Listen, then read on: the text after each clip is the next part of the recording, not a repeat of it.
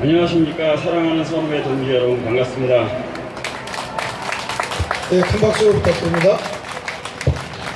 오늘 상당히 많은 어르신들과 선배님들이 이렇게 모여주셨는데, 지금 시간이 늦다 보니 많은 분들이 지금 많은 분은 아니고 일부 이제 귀가하신 분들도 있고 그렇습니다. 근데 남아 계신 분들은 굉장히 어떻게 보면 선택받은 사람들일 수도 있어요. 왜냐하면 제가 말씀드리는 게 굉장히 중요한 메시지일 수 있거든요.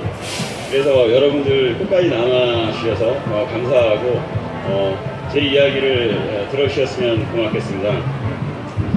우선 제가 이야기하기 전에 대한민국의 그 권력 이너서클에 있는 사람들과 그리고 행정 관료들 그리고 법원에 있는 이러한 어떤 그 사법 권력층들 그리고 군대에 있는 군 인사들 그리고 언론에 종사하시는 이러한 기관에 있으신 분들 여러분들 이제 정말 잘 생각하셔야 될 때가 왔습니다. 제가 이러한 메시지를 종종 전해왔지만 이번에는 정말 여러분들이 앞으로 어떻게 행동을 해야 될지를 분명히 결정을 해야 될 때가 왔습니다. 특히 경찰 여러분들, 저희 주변에 계신 분들도 마찬가지고요. 왜 그러냐 하면 이번에 그 마이크 펜스 미국 부통령이 얼마 전에 새벽에 그 인터뷰를 통해서 메시지를 전했죠. 중국과 이거는 선전포고를 한 것입니다. 중국의 어떤 그 지적재산권을 약탈 뭐 이런 이야기도 하고 그리고 또 중국의 어떤 그 경제 침략 행위를 더 이상 방치하지 않겠다 이러한 메시지를 전했고요. 그리고 또 그날 이야기한 것 중에서 굉장히 중요한 게 새로운 경제협력 기구를 만들겠다는 이야기를 했죠. 그 전에 제가 그 예전 방송에서 이야기하기를 미국은 WTO에서 중국을 파내겠다라는 그 이야기를 했었던 적이 있다고 말씀드렸습니다. 그리고 그 이야기는 세계 경제도 역시 마찬가지로 우리가 살면서 뭐 저희 호적이 있잖아요. 근데 제일 심한 어떤 그 형벌이 호적을 파내는 거죠. 가족 관계에 있어서는. 근데 세계의 어떤 그 사회에서 중국의 호적을 파내버리겠다는 말을 했는데 아마 WTO나 이런 애들이 좀 동작을 굼뜨게 했나봐요. 아주 열받게 했나봐요. 그래서 아예 이제는 미국이 빠져나간 그런 WTO라는 건 아무것도 아니거든요. 그렇다 보니까 새로운 경제협력기구를 만들게 되면 정말 거기에서 배제된 참여하지 못한 국가들은 망하게 되는 것이겠죠. 그거는 뭐 다른 국가를 이야기한 것도 아니고 중국을 겨눠서 이야기한 겁니다. 그래서 이것이 선전포고고요. 또 하나 최근에 한 3일 됐나요 벌써? 트럼프 대통령이 대한민국 정부에 대해서 뭐라고 이야기했습니까? 강경환지 간이 부은 간경환지는 모르겠는데 간경화 씨가 오이사 조치에 대해서 한마디로 겁없이 입을 놀렸죠. 그리고 나서 그날 새벽에 바로 트럼프 대통령이 대한민국은 미국의 승인 없이는 그 어떠한 제재도 풀지 못한다 이러한 말을 했는데 거기서 굉장히 중요한 단어가 승인이라는 단어입니다. 승인이라는 단어를 반복해서 이야기했어요. 이것은 사실상 제가 지금 현재의 상황만 아니면 저는 트럼프 대통령을 굉장히 똑똑하고 훌륭한 사람이라고 생각하는데 지금 현재의 대한민국 상황만 아니면 저 같은 사람은 트럼프 대통령한테 막 욕하고 따졌을 것 같아요. 사실 주권국가로서는 굉장히 수치스러운 이야기를 들은 거예요. 그런데 문재인이 자기가 사서 그 이야기를 들은 거니까 할 말이 없는 거죠. 아니 뭐 바보한테 바보라 그런 건데 뭐 잘못된 겁니까? 그 이야기가 그거와 똑같은 이야기죠. 그 승인이라는 말이 문재인 정부에게는 제가 생각할 때는 거의 어떻게 보면 사망 선고라고 받아들여져요. 그래서 제가 지금 현재 여러분들이 아무 이상 없이 이렇게 문재인 정권이 돌아가는 것 같지만 지금 저희 주변에 계신 경찰 여러분들이라든가 군인 여러분들이라든가 행정 조직에 있는 분들이라든가 이러한 모든 권력 이너서클에 속해 있는 사람들은 앞으로 신중하게 생각하셔야 될 거예요. 이 이야기는 트럼프 대통령의 이 이야기는 작은 범위에서는 대한민국 보수 우파 국민 편에 서겠다는 이야기, 그 단도직입적인 메시지의 다름이 아닌 겁니다. 작은 범위에서는요. 더 크게 이야기해서는 더 크게는 앞으로 대한민국이 동북아시아 정세에 있어서 미국의 대전략에 위배되는 행위에 대해서는 더 이상 눈 감아주지 않겠다라는 이야기를 한 거죠. 눈 감아주지 않겠다라는 것을 수단적인 것으로서 미국이 취할 수 있는 것은 다른 것 아니고요. 최근까지 벌어졌던 대한민국 정부가 북한의 석탄을 밀수입하는 것을 눈 감아주고, 그리고 또 사실 쌀이 어디 갔는지 사실 몰라요. 여러분들 굉장히 제가 의아한 기사를 하나 봤습니다. 동아일보를 보았는데 동아일보에서 구체적인 수치가 나왔어요. 구체적인 수치가 그러니까 무슨 이야기냐면 대한민국에 지금 쌀이 해외에 원조로 나가는 쌀이 있다는 그런 내용이 나오는데 대략 6만 톤 정도가 원조가 된 걸로 나왔습니다. 국가 이름도 나왔어요. 근데 그 국가 이름들이 참 희한합니다. 쌀을 필요로 하지 않는 국가와 또는 쌀을 안 먹는 국가들이 대부분이에요. 제가 정확하게 다 기억은 나지 않는데 베트남이 엄청 다모작하는 국가 아닙니까? 그리고 또 중동의 예멘 이러한 국가에 지원을 한 걸로 나와 있는데 전체 국가 이름이 5개를 이야기했어요. 근데 재미있는 거는 그 중에 4개는 적시를 했습니다. 한번 동아일보가 맞을 거예요. 찾아보십시오. 4개 국가의 국가 이름은 적시를 했는데 그 중에 제일 많이 쌀이 나간 국가 이름은 나오질 않았어요. 굉장히 재미있는 거예요. 예멘 같은 데는 700 몇십 톤, 그리고 다른 국가 다 합쳐서 한 개 국가를 뺀 나머지 국가를 다 합쳐서 한 2만 몇 톤 됐던 것 같아요. 근데 전체적인 원조 규모는 6만 톤 규모입니다. 그리고 4개 국가가 2만 몇백 톤을 가지고 갔으니까 나머지 한 국가가 3만 몇천 톤을 가지고 간 거 아닙니까? 그렇죠? 아주 간단한 산수예요. 재미있는 건 근데 그 4개 국가는 이름이 나왔어요. 제가 정확하게 기억을 못해서 죄송합니다. 그 기사를 적어왔어야 되는 건데 재밌게도 동남아 국가가 많아요. 동남아 국가에 원조를 했고요. 또는 중동의 쌀을 안 먹는 예멘에 원조를 했습니다. 근데 그 4개 국가의 이름은 나왔는데 거의 대부분의 3분의 2 가까이 되는 쌀을 가지고 간 원조를 한 그 한 개 국의 이름은 나오지 않았어요. 굉장히 재밌죠? 제가 봤을 때는 시중에 굉장히 많은 루머가 도니까 그런 것을 잠재우고자 누가 시켰는지 시켰을 가능성도 꽤 있죠. 시켰는지 그것을 불식시키기 위해서 기사를 내보낸 것 같습니다. 그런데 일반인들은 그냥 대충 보고 넘어가겠죠. 4개 국가 정도 이름 나오면 다 나온 거네 이렇게 넘어가는데 중요한 거는 5개 국가였어요. 5개 국가. 왜 4개 국가의 이름은 밝히고 나머지 1개의 국가는 밝히지 않았을까요? 굉장히 흥미로운 일입니다. 나중에 반드시 이것에 대한 후속 보도, 나중에 이제 정권이 위태로워지거나 그랬을 때 터져 나올 것이라고 보고요. 여러분들 추측하시면 답이 나오겠죠? 왜 밝히지 못했겠습니까? 그런 게 있고, 제가 오늘 시간이 너무 많이 흘러서 여러분께 아주 간략하게 이야기를 하고 넘어가야 될 것 같습니다. 지금까지의 국제정세의 흐름을 제가 정리를 해드리겠습니다. 미국을 중심으로 해서 정리를 해드릴게요. 그래서 제가 아까 서두에 미국의 국제정세 흐름이 이미 이제 다 정리가 되었기 때문에 대한민국 이 권력 이너서클에게 조심하라는 말을 한 거고요. 여러분, 미국이 싱가포르 회담을 전했을 때, 싱가포르 회담이 있기 전에 대한민국엔 동계올림픽이 있었죠. 동계올림픽이 있었을 때 동계올림픽을 열기 위해서 문재인 이 사람들이 얼마나 미국에 손이 발휘되게 빌었는지, 여러분, 제가 미국의 통계 자료를 이렇게 기밀 자료 같은 것을 이렇게 시간이 지나면 공개하는 그런 사이트가 있어요. 그런데 굉장히 이례적인 현상을 발견했는데, 원래 공개가 되지 말아야 될 통계 자료가 나왔습니다. 아마 2018년도 현재까지의 아마 자료인 것 같아요.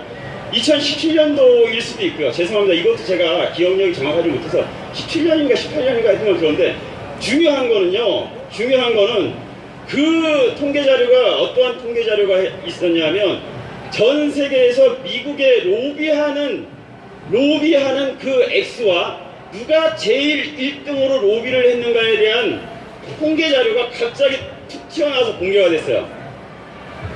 전 세계에서 미국에게 가장 많은 로비를 한 1등 국가가 어디일 것 같습니까? 대한민국입니다. 압도적으로 그것도. 2위, 3위는 기억할 필요도 없을 것 같고요. 대한민국이었어요. 제가 이 이야기는 굉장히 손이 발휘되도록 미국에게 봐달라는 뜻으로 동계올림픽 때 자신들이 하고 싶은 이러한 것을 관철시키기 위해서 그랬을 수도 있고요. 또는 자신들이 앞으로 이끌어가는 회담이라든가 이런 것에 있어서 미국의 야당이라든가 이런 데 로비를 했을 수도 있고요. 아무튼 그렇다는 거죠. 동계올림픽을 원활하게 하기 위해서 한 가지 이유가 아니었을까 이런 추측을 한번 해보고요. 그런데 중요한 거는요, 로비는 로비대로 하고 돈만 날리고 미국의 태도는 전혀 누그러뜨리지 않았어요. 그 당시에 동계올림픽 때 굉장히 미국이 강력한 무력 시위를 했죠. 무력적으로 압박을 했었단 말입니다. 그 당시에. 그랬는데 전혀 미국이 동계올림픽이 끝난 다음에도 미국의 전략 자산을 물르거나 그러할 어떤 움직임을 보이지 않으니까, 그 다음에 대한민국 정부가 한 일이 정의용과 서훈이 평양으로 달려 올라간 일입니다. 그 다음에. 그리고 나서 모종에 그들의 어떤 계략을 짰겠죠. 그리고 나서 서훈과 정의용이 미국으로 달려가서 백악관에서 트럼프 대통령에게 이러한 어떤 북한의 태도가 나왔다라고 하니까, 트럼프 대통령은 그대로 다 읽어보지도 않고 들어보지도 않고 백악관 뒤뜰에서 기자회견을 하게 했죠. 기억나시죠? 그게 굉장히 중요한 어떤 역사적인 한 장면이었는데요. 그 내용 자체를 이미 미국은 다 알고 있었고요. 내용은 여러분 다 아시니까 제가 말씀 안 드릴게요. 내용을 다 알고 있었고, 그걸 받아서 그대로 기자회견을 하게 했는데, 중요한 건 그때 미국은 포괄적 협의를 맺었어요. 포괄적 협의를 맺어서 북한으로 하여금 회담장에 나올 수밖에, 회담을 계속할 수밖에 없게끔 했고, 중요한 건 미국의 핵 전략 자산이라든가 이런 것이 적극적인 어떤 북한의 침공미사라든가 이런 건 보이지 않는 대신에, 북한은 더 이상 핵실험이라든가 미사일 실험을 할 수 없게끔 만들어버렸죠. 지금까지 미사일 실험을 못하잖아요. 이걸 해버리면 싱가포르 회담을 위반하게 되는 것입니다. 그리고 제가 저번에 여기 서른배 여러분께 말씀드렸던 내용을 한번 상기해 보십시오. 그게 무엇 때문에 싱가포르 회담을 트럼프가 받았다고 했나요? 트럼프가 싱가포르 회담을 받은 건 다른 거 아무것도 아니었습니다. 원래 미국이 가장 중요시했던, 트럼프가 대통령이 되기 전에 가장 중요시했던 지역은 중동이었습니다. 기억나시죠? 중동이었는데 갑자기 트럼프가 180도 방향 전환을 해서 북한 애들이 미친 지랄을 하고 미사일 발사를 하고 그러니까 대한민국의 모든 전략 자산을 집결시켜서 위협을 하기 시작했죠.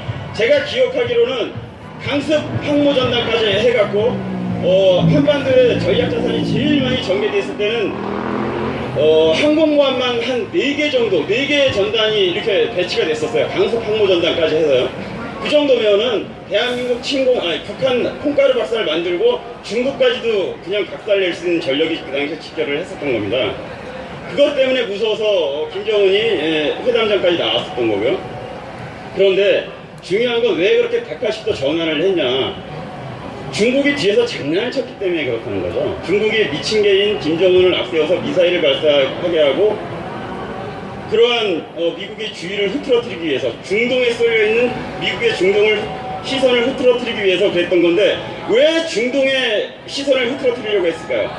미국이 중동을 중요시했던 그 의도를 중국은 알았다는 겁니다. 무슨 이야기냐면 중국이 자국의 어떤 산업 발전을 위해서 가장 중요시 여겼던 1대1로 사업, 즉 에너지 정책에 있어서 가장 중요한 게 중동의 핵심이었고요. 미국은 그걸 알았기 때문에, 트럼프는 그걸 알았기 때문에 중동부터 정리를 하려고 했었던 거예요.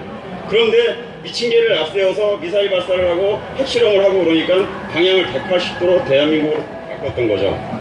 자, 거기까지가 제가 한 가지 정리를 해드리는 거고요.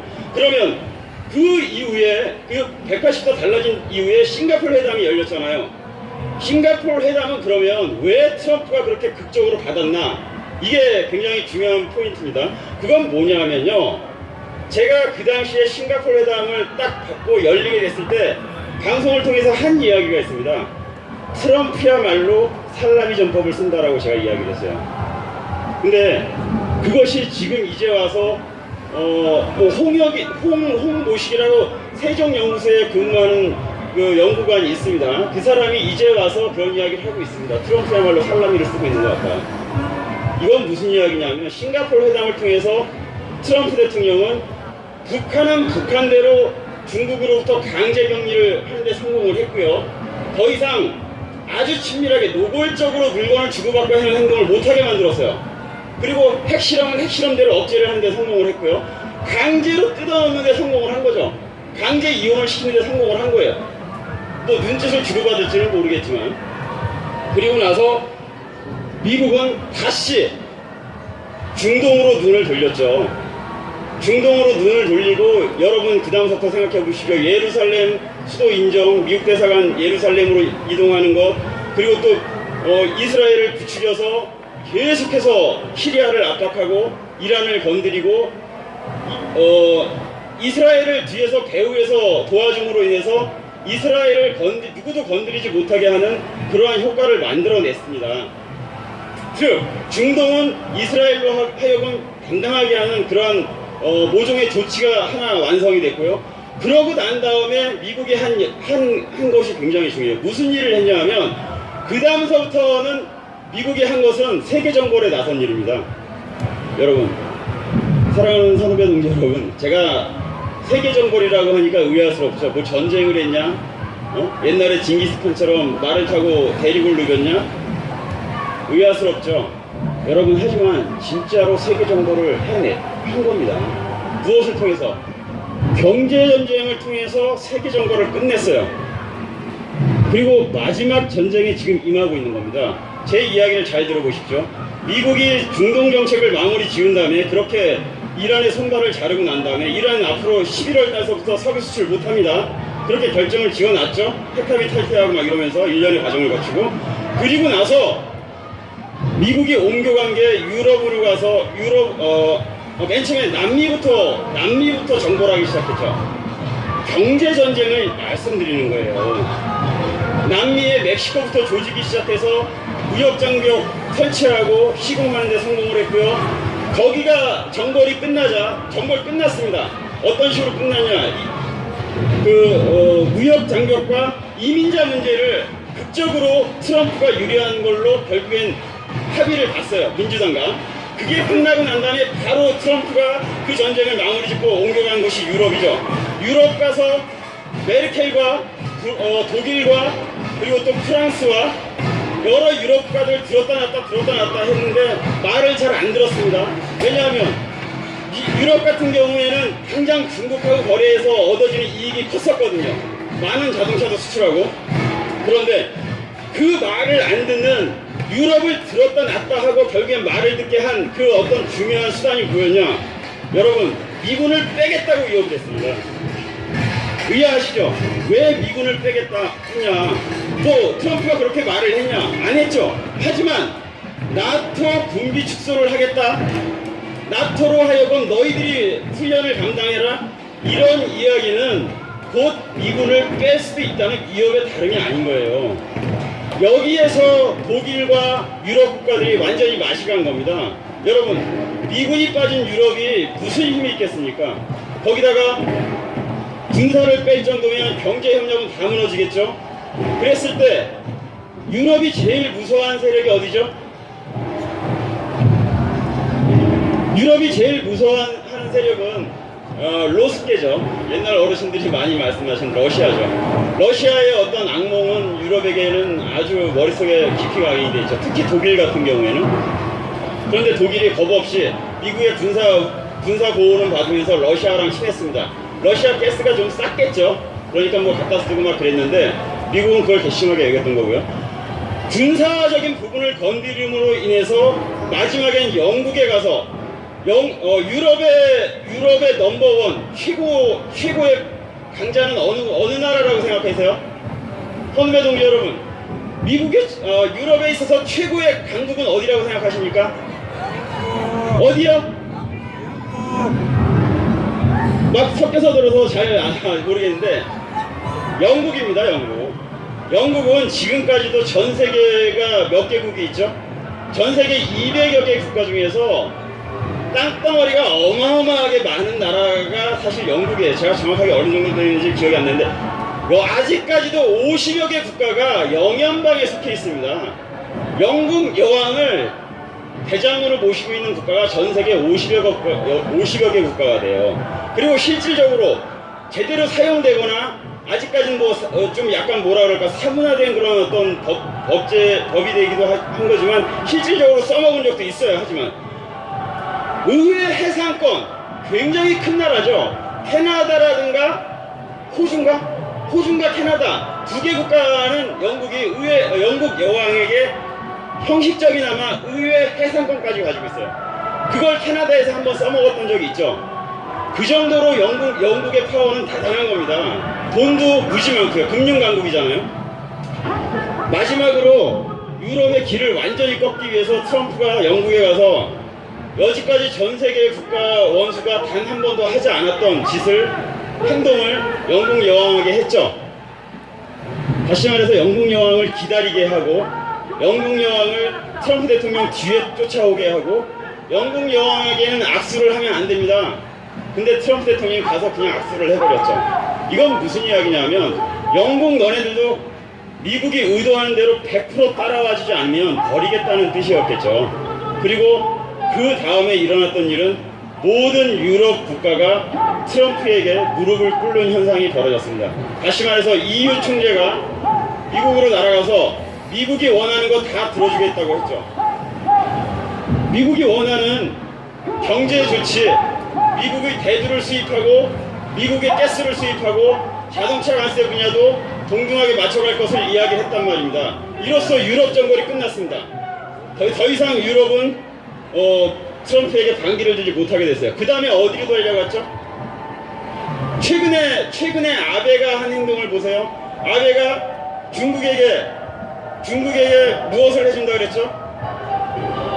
여러분, 아베가 중국에게 그걸 뭐라 그러나 스와프, 경제 스와프, 경제 위기가 닥치면 돈을 이렇게 빌려주고 하는 것을 그러한 조약을 예전에 비해서 10배에 가까운 어떤 액수를 빌려서 계약을 해줬어요. 해주겠다고 했어요. 그러자 트럼프가 바로 너네도 예외 없다. 철강 제품, 자동차 제품 모두 다 너희들도 그냥 그 관세 때려버려. 이렇게 나가니까 트럼프가 아베가 역시도 트럼프에게 읍소를 하게 되는 상황이 벌어졌습니다. 그리고 나서 얼마 전에 아베가 읍소를 하고 나니까 트럼프가 아베를 만나서 나의 우정의 표시야. 자동차 관세 유예해줄게. 그리고 그 이야기를 하니까 아베는 감사하다고 머리를 조아렸죠. 그런 거 아시죠? 여기에서 여러분 일단 아시아 정벌이 일단락됐습니다. 경제전쟁에 있어서. 그리고 마지막으로 최근에 끝난 게 뭐냐면 마지막까지 미국을 트럼프 대통령을 괴롭히던 인간이 하나 있었어요. 누구죠? 북미 대륙에 캐나다가 남아있었죠. 트루도 총리라고 하는 캐나다 총리가, 이거 꼴통이에요. 아주 정확한데 미국의 어떤 경제정책에 반기를 들고, 그리고 또 인권 문제라든가 이런 거에 있어서도 미국과 사사건건, 이민 문제, 이민자 문제, 처리 문제 이런 거에 있어서 트럼프하고 반대되는 노선을 취했었죠. 그랬을 때 트럼프가 그러면 너네 빼고 캐나다는 아예 빼버리고 나머지 남미 국가와 중미 국가와만 새로운 무역 협정을 맺겠다고 하고 그것이 너희 캐나다를 버리겠다라고 그 약속한 시간 그 시간 바로 직전까지 1분 직전까지 트럼프가 물러서지 않고 그 1분이 지나면 캐나다는 이제 미국과의 무역 질서에서 완전히 벗어나는 거예요. 1분 남았었습니다. 1분. 그 1분 남았을 때 캐나다에서 연락이 왔죠. 트럼프 대통령에게 뜻대로 하십시오. 마지막으로 북미 대륙까지 정벌이 끝난 거예요. 여러분 지금 전 세계의 질서에 있어서 총칼로 전쟁을 하는 시대가 아니죠. 경제 문제로 모두가 트럼프에게 복속이 됐다는 뜻은 무력적으로도 역시 마찬가지라는 뜻으로 여러분께서 해석을 하셔도 무방하다고 생각을 합니다. 그리고 나서 마지막으로 화살을 돌린 곳이 어딜까요? 그리고 나서 마지막으로 화살을 돌리고 있는 것이 어디입니까? 이제 대한민국이 남은 겁니다. 한반도가 남은 거예요. 한반도가 남은 거예요. 그리고 이렇게까지 전개되는 과정에 있어서 왜 이렇게 돌아왔냐? 왜 이렇게? 최초의 중국을 때려잡기 위해서 중동 정책을 최우선시했던 거기에 원인이 있었고 이 상황을 이렇게 끌어오기 위해서 트럼프 대통령은 싱가포르 회담을 통해서 시간을 오히려 끄는 북한이 딴짓을 못하게 하면서 오히려 시간을 끄는 그러한 살라미 전법을 지금까지 해왔던 거고 트럼프야말로 이 살라미 전법에서 진정한 승자라는 말입니다.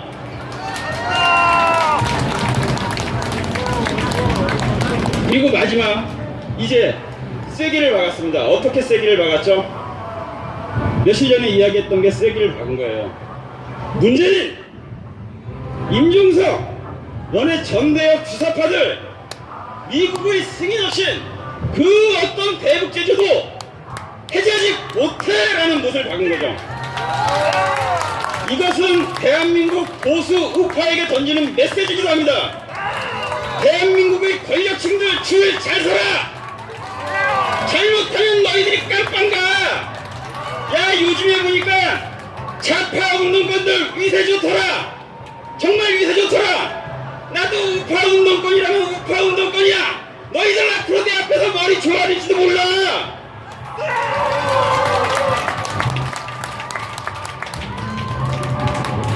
이 모든 것이 말입니다.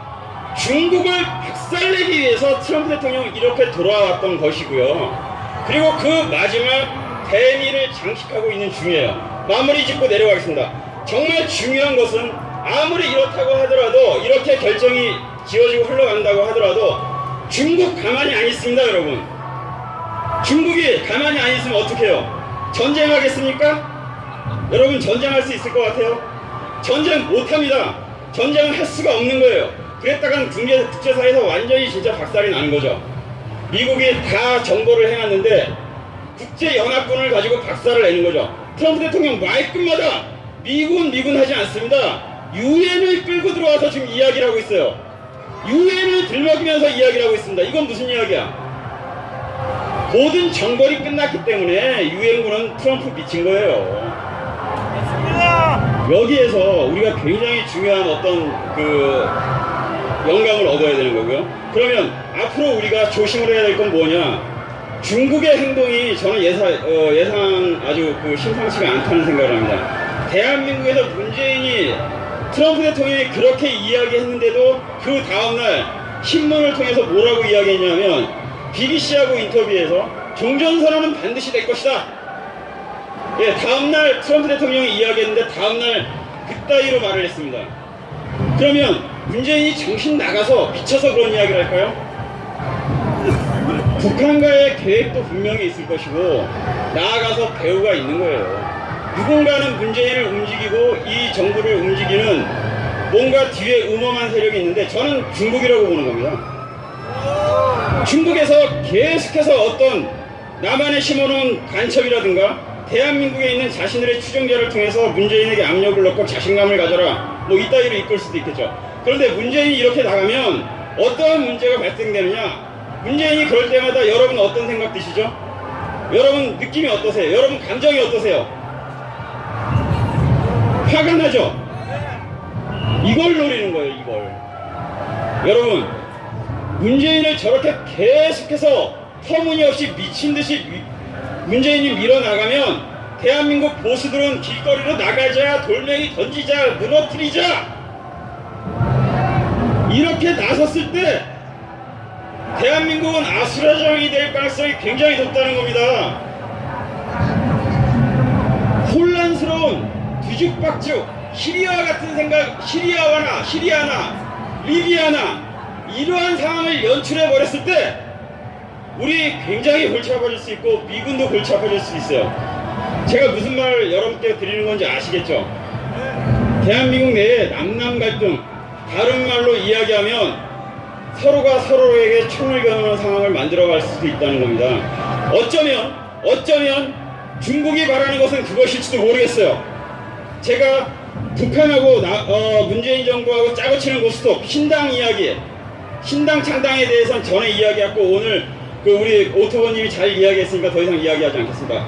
두 번째로 제가 우려하는 것은 대한민국의 혼란 상황이 벌어지고 대한민국이 서로가 서로를 향해서 흉불을 겨눴을 때 어떠한 현상이 벌어지냐. 대한민국만 망하면, 대한민국이 혼란스러워지면 중국은 힘간이 편해지고 중국의 독재 정권이 살아갈 수 있고 중국이 나름의 경제가 돌아갈 수 있는 그러한 발판까지도 마련된다는 겁니다. 어쩌면 그걸 노리고 있는지도 모르겠어요. 그래서 저렇게 미친듯이 문재인이 헛소리를 하고 이 주사파 전대협 정권은 끝까지 여러분들이 원하는 대답은 절대 안 해줄 것입니다. 우리를 끝까지 성질나게 하고 화나게 할 것이에요. 그러면 여러분들은 어떻게 우린 대응을 해야 되겠습니까? 답은 바로 이 자리에 있는 자유대연합의 저희와 같은 시위의 형태가 답인 것입니다. 비폭력 무저항을 하면서 비폭력을 행사하면서 하나는 일대 시민이 다 뒤덮여버리면 그때 어떻게 감당하겠습니까? 저희는 오히려 폭력을 이야기하는 사람들을 저희 스스로 격리를 해나가야 됩니다.